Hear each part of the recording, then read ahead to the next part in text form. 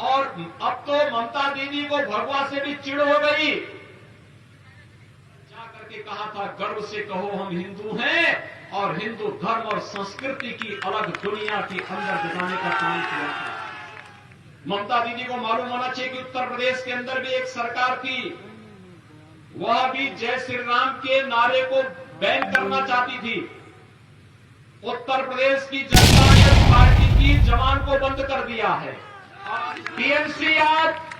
TMC के गुंडे किस तरीके से यहां पर अराजकता और गुंडागर्दी का माहौल पैदा कर रहे हैं, ये किसी से छुपा हुआ नहीं है।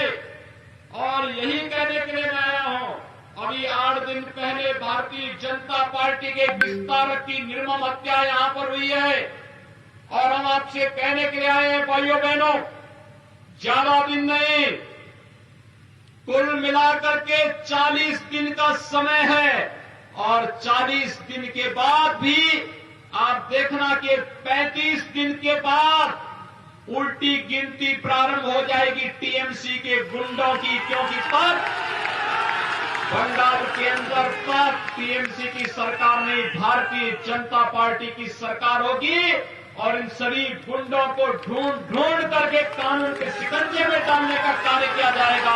और यही आश्वासन देने के लिए आज हम सब आपके बीच आए हैं।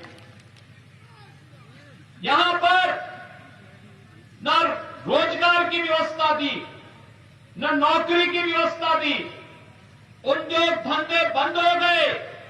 टीएमसी के गुंडे तोलाबाजी करके विकास के लिए आने वाले पैसे को जबरन हड़पने का काम करते हैं, और यहां की जनता विकास के नाम पर देखती रह जाती है। विगत वर्ष यहां पर एक साइक्लोन आया था, प्रधानमंत्री मोदी जी ने 1000 करोड़ रुपए की घोषणा यहां के लोगों को सहायता देने के लिए किया, लेकिन पैसा टीएमसी के गुंडों ने हड़प लिया। जनता के पास पैसा गया ही नहीं, रात पहुंची ही नहीं, सरकार ने जनता के सामने ये पहुंचने ही नहीं दिया। इसका मतलब टीएमसी का विकास में कोई रुचि नहीं। ममता दीदी पिछले 10 वर्षों से मुख्यमंत्री है, और भाइयों बहनों, मुख्यमंत्री के रूप में 10 वर्षों में उन्होंने बंगाल के अंदर कितने लोगों को मकान दिया है, प्रधानमंत्री आवास कितने लोगों को दिया है, ये पूछा जाना चाहिए। अकेले उत्तर प्रदेश में 4 वर्ष में भारतीय जनता पार्टी की सरकार ने 40 लाख गरीबों को एक एक आवास यूपी के अंदर दिया है। 1,38,00,000 गरीब परिवारों को निःशुल्क विद्युत के कनेक्शन दिए हैं। 1,35,00,000 गरीब परिवारों को रसोई गैस का निःशुल्क कनेक्शन दिया है। 2,61,00,000 गरीब परिवारों को एक एक शौचालय उपलब्ध कराया है। 6 करोड़ लोगों को आयुष्मान भारत में 5 लाख रुपए की स्वास्थ्य बीमा का, आरोग्यता का बीमा कवर उपलब्ध करवाया है। और भाइयों बहनों, 2,42,00,000 किसान परिवारों को 6,000 रुपए सालाना प्रधानमंत्री किसान सम्मान निधि देने का काम किया है।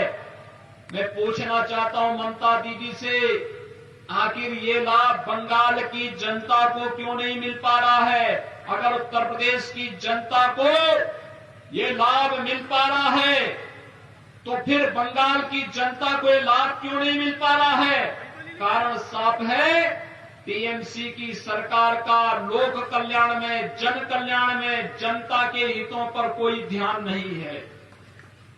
ममता दीदी इसमें कोई रुचि नहीं लेती, उनका विकास में कोई रुचि नहीं। न हाईवे, न रेलवे, न एयरपोर्ट, न एम्स, न मेडिकल कॉलेज, ये कुछ भी दीदी नहीं बनने देगी यहां, क्योंकि दीदी को तो एक ही काम करना है। अब तो दीदी इस भगवे कपड़े से भी घबराने लग गई है। ममता दीदी को मालूम होना चाहिए कि भगवा भारतीय संस्कृति का प्रतीक है। आप सामने देख रहे होंगे भवन, और सामने एक और भवन, ये भी भगवे रंग से रंगे हुए हैं। ये भारतीय परंपरा की प्रतीक है। यही भगवा था जिसे लेकर के चैतन्य महाप्रभु भक्ति का गीत गा करके गली गली में जाकर के भक्ति का संदेश देकर के व्यापक जन जागरूक करके उस कालखंड में बंगाल को बचाने का काम किए थे। यही भगवा था जिस भगवे को पहन करके स्वामी विवेकानंद ने वैश्विक मंच पर जाकर के कहा था, गर्व से कहो हम हिंदू हैं, और हिंदू धर्म और संस्कृति की अलग दुनिया के अंदर बताने का काम किया था। यही भगवा है। जब सूर्य देव उगते हैं, इसी भगवा लालिमा के साथ वह एक नई जीवंतता हमें प्रदान करते हैं। और यही तो भगवा है। जैसे हम जब अष्टमी के दिन मां काली की पूजा करते हैं, तो मां काली को भी यही हम अर्पित करते हैं, भगवा की परंपरा पर। और अब तो ममता दीदी को भगवा से भी चिढ़ हो गई, और वह भगवान राम से भी चिढ़ने लग गई है। अब वो कहती है कि जय श्री राम नहीं बोला जाना चाहिए। ममता दीदी को मालूम होना चाहिए कि उत्तर प्रदेश के अंदर भी एक सरकार थी, वह भी जय श्री राम के नारे को बैन करना चाहती थी। उत्तर प्रदेश की जनता ने उस पार्टी की जबान को बंद कर दिया है, और आज उत्तर प्रदेश के अंदर भारतीय जनता पार्टी की सरकार है। जब भी श्री राम के जय जयकार करने पे कोई सरकार रोक लगाएगी, तो जनता भाजपा को फिर सत्ता में लेकर के आएगी। और यही तो हम कहने के लिए आए हैं। बंगाल के अंदर हर एक ओर से एक ही आवाज आ रही है, और वह आवाज है कि भाजपा भाजपा भाजपा। मोदी जी के नेतृत्व में आज पूरा भारत एक भारत श्रेष्ठ भारत की परिकल्पना को साकार कर रहा है। आखिर इसी बंगाल की धरती पर तो डॉक्टर श्यामा प्रसाद मुखर्जी जी का जन्म हुआ था, और डॉक्टर श्यामा प्रसाद मुखर्जी ने इसी बंगाल की धरती से एक नारा दिया था, और वह नारा दिया था, एक देश में दो प्रधान, दो निशान, दो विधान नहीं चलेंगे।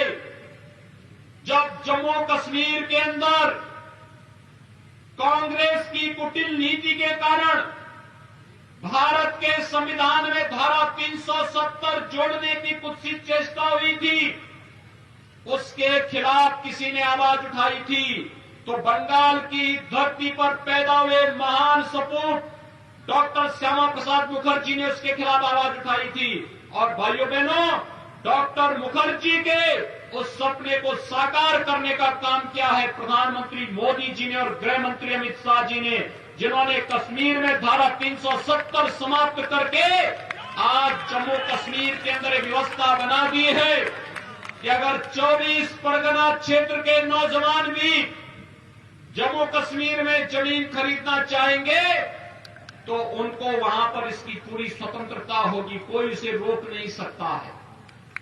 भाइयों बहनों, आज देश के अंदर आतंकवाद के खिलाफ लड़ाई कैसे लड़ी जानी चाहिए, ये लड़ाई को लड़ने का कार्य प्रधानमंत्री मोदी जी के नेतृत्व में देश लड़ रहा है। पाकिस्तान भारत के अंदर घुस करके पहले आतंकी घटनाओं को अंजाम देता था, लेकिन आज जब भारत के बहादुर जवान पाकिस्तान के अंदर घुस करके सर्जिकल स्ट्राइक को अंजाम देते हैं, आतंकी कैंपों को नष्ट करते हैं, तो पाकिस्तान की भी झिग्गी बन जाती है। पाकिस्तान भी आज वहां पर अब स्वयं बचाव की मुद्रा में खड़ा होता है, और यह कार्य करके दिखाया है भारतीय जनता पार्टी की मोदी जी के नेतृत्व की सरकार ने।